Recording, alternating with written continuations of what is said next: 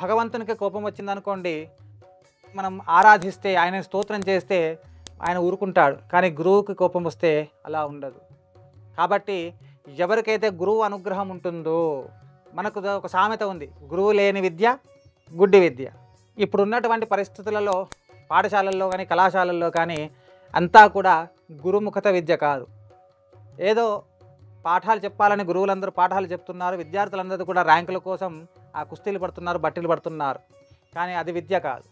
గురువు చెప్పింది మాత్రమే విని గురువు ఏదైతే చెప్తాడో అది మాత్రమే విని ఆ గురు ద్వారా ఏదైతే మనకు వస్తుందో, విద్య వస్తుందో అది మాత్రమే మనకు ఎప్పుడు కూడా నిలిచిపోతుంది. కాబట్టి ఏ విధంగానైతే మహాభారతములో కౌరవులు పాండవులు గురుదక్షిణ సమర్పించుకున్నారో, ఏ విధంగానైతే సాక్షాత్తు భగవంతుడైనటువంటి శ్రీకృష్ణ పరమాత్మ కూడా గురువుకు దక్షిణ సమర్పించుకున్నాడో, అలా గురువుకి సంతోషకరమైనటువంటి దక్షిణ అంటే అదేదో ధనము కాదు, ద్రవ్యం కాదు, ఆయన చెప్పినది నడుచుకొని మనము ఉన్నత స్థానానికి వెళ్ళి మంచి పేరు ప్రఖ్యాతలు సంపాదిస్తే చాలు, గురువు సంతోషిస్తాడు.